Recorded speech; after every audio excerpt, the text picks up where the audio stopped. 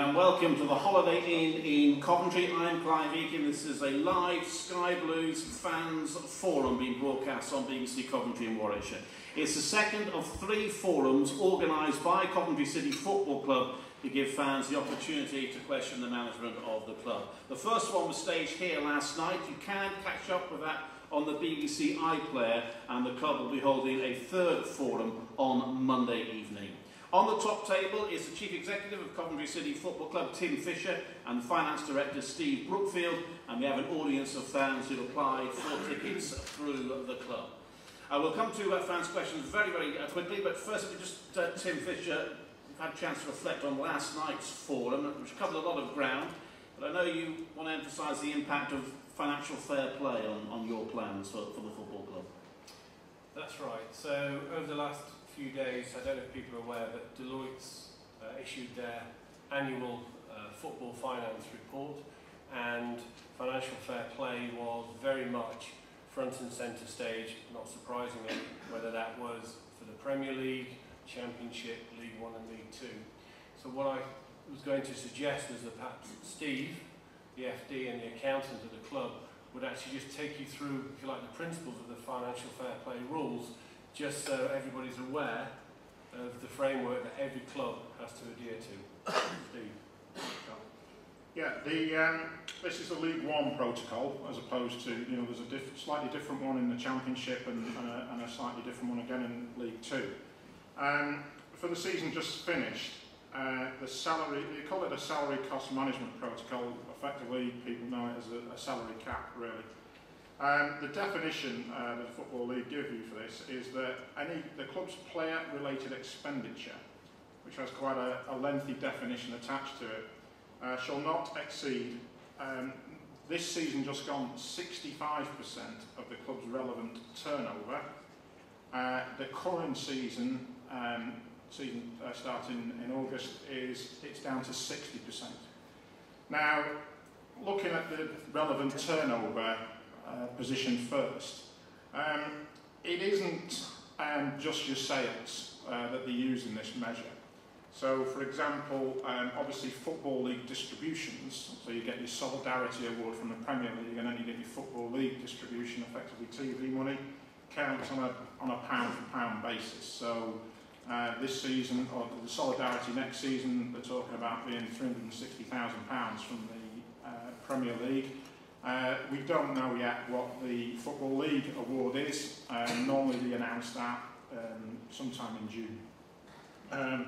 But then when you then start looking at some of the other issues, so match revenue, ticket sales, more or less count, pound for pound on the ticket sales, walk-ups and season tickets.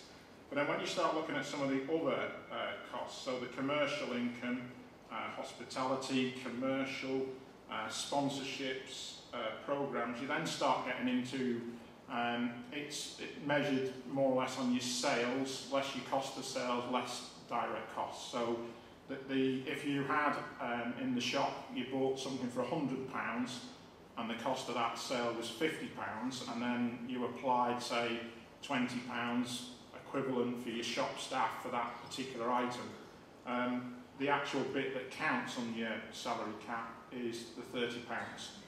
So, the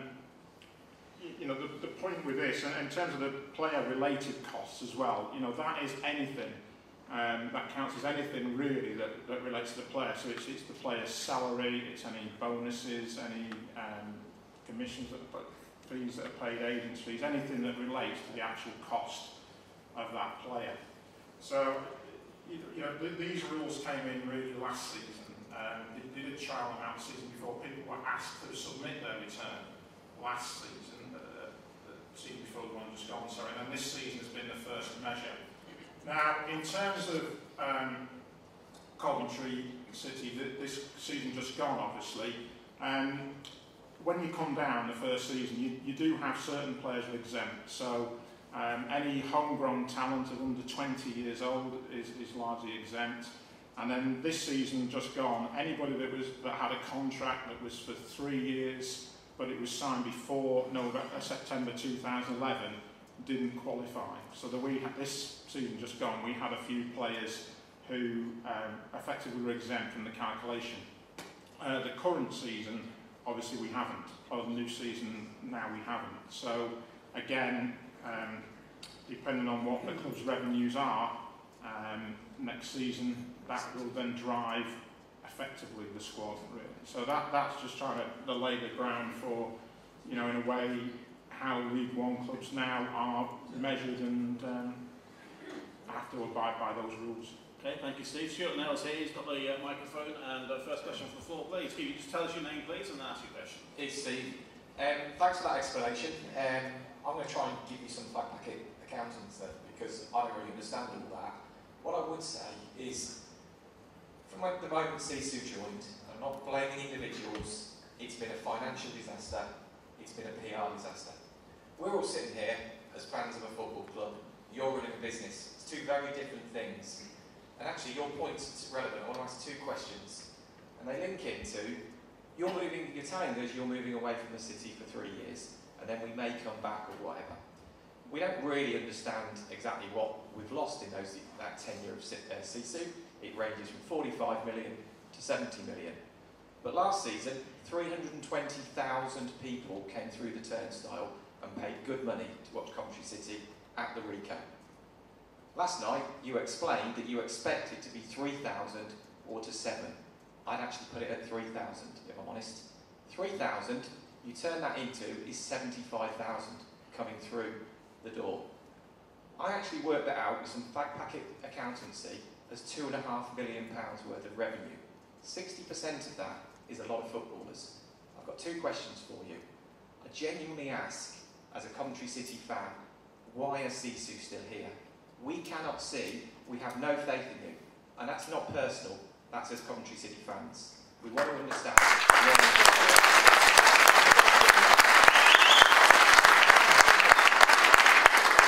That's question one, because genuinely the maths don't add up.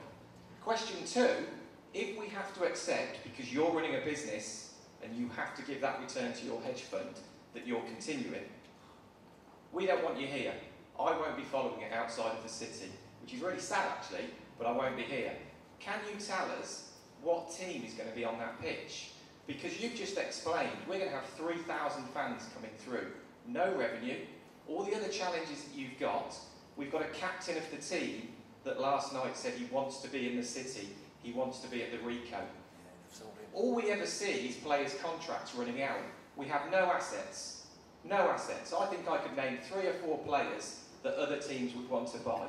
Can you tell us what team will be out there next year, and those 3 or 4 assets, will they be staying in the summer? Because I think we all know the answer. We have no faith. Can you answer those 2 questions? Tim, answer those, please. Well, thank you. There's a whole bunch of questions in there and a whole bunch of statements. In terms of tick and bash through these, so financial disaster, this has been a financial train wreck way before CSU. I would say actually just before I left Highfield Road. That's when it really started, the issue. So I can't possibly question that. We were told the debt was written off. Sorry, the question was to take up, we were told the debt was written off when you arrived. No. Yes, we were. To answer the question, please. So let's get through the questions. So financial disaster, so I have no issue with what you're saying in terms of running a business. So we're linking a business, then you say actually you wouldn't run a business like this. This is why financial fair play rules have been brought in, exactly for that reason. So we've got no option, we have to adhere to them. Now, in terms of what squad goes on the pitch, the numbers that we've calculated and we've run in the scenarios, for 3,000 people on the pitch, it would turn over probably somewhere in the region of between 3.5 and 3.7 million pounds. Now, to just put that in context, Arsenal turn over 3.3 million per game. And the reason I talk about this is that, again, it comes back to the financial fair play. In London, over the last 24 hours, there's been a big debate about stadiums and White Hart Lane versus Arsenal's ground. And what it transpires is they both spend about 60% of their turnover on players' wages. Now, for Arsenal, it means they've been able to put, so that squad that we faced was 143 million, but Tottenham was 94. So I know I'm going from the sublime to the ridiculous, but the point is, it is all about revenues. I absolutely agree. Now, in the interim, there is going to be commercial risk and, to Sisu, some pain, and that is acceptable. The reason it is acceptable to Sisu in the interim is that they see a long-term benefit of moving to a stadium which has all its own revenues and therefore can participate to the maximum. Can I ask then, sorry, just to link into that exact point, other than through the turnstile, there's a lot more revenue that comes in. Turnstiles is that biggest part of coming through a stadium. Buying a pie, buying a pint doesn't particularly change the world. What you need is a good football team with more people coming through the door. I haven't even got a shop. £5, if everybody spends £5 on their pie and their pint, that ain't going to change the world. I don't understand where that... What you've done is taken 8,000 people off the gate for 3 years. You might say they'll come back. They won't. When you lose, Coventry are fickle fans. They're fickle fans. A few of us here have been going for many, many years. I can tell you in 3 years, our average attendance will be down to 3, 4. Even wherever you go to a 20 grand, it will be gone. And Sisu, you won't be around. You will not be around because we'll be in liquidation, we'll have disappeared. I still haven't had the answers. I'm sorry, but financial fair play explanation, it doesn't answer. None of this stacks up from a business. You know, we're sitting there as fans, and actually, we don't expect the truth all the time. You can't give us the truth. You're running a business, and I think that's a fundamental issue, because football is a business, but there is a community involved. I don't want to hear about the council. The council are separate as far as we're concerned. We vote on that. I want to hear about Coventry City Football Club. And honestly, I've got no faith, and I don't know anybody that has heard anything over the last short period and long term that's giving us any confidence. That's why I came, actually, to try and get that. Okay, we want to get some more questions in, but Tim, you want to just respond? I think in terms of, you know, in terms of the revenues, you know, yeah, everybody acknowledges and accepts that the better the team, the more people that come through the door, and the more people that buy tickets, and the more people that buy match day food, drink, etc. You know, at the moment we don't get any match day revenue at all. But then owning your own stadium, it gives the opportunity to drive revenues 365 days a year. So it's not just a match day. It's you know, you've got ability to use the stadium for other events during the week. You've got possible naming rights. You've got stand naming rights. So you know, that side of it drives a lot more revenue than just having say just a match day revenue. But in the meantime, Tim, for the 3 years that you're ground sharing, are you going to be able to, given all these figures, sustain any sort of competitive team? Yeah, that's the idea, absolutely. There's no point going into a job to fail, and what they're looking at is actually putting a competitive team on the pitch. And what financial fair play does, it is actually, by balancing the pedals now, all the cost of the footballers is all coming down. So actually the cost of the competitive squad is coming down as well. So we believe that Presley and Steve Wagner will be able to craft a squad which will be very competitive for the money that will be available. Let's just take another question on the floor. Sorry, which players? Well, our assets, I can name 3 or 4 who I think have a value. Will they be sold? Well, just we'll come to. You've had quite a lot. But just put that point to Tim before we get to the next question. Are we going to be losing our current best players? I don't want to say too much, but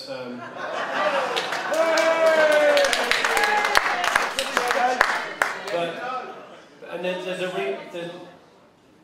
a reason for this, and that is around the fact that sometimes players don't want to sign contracts because some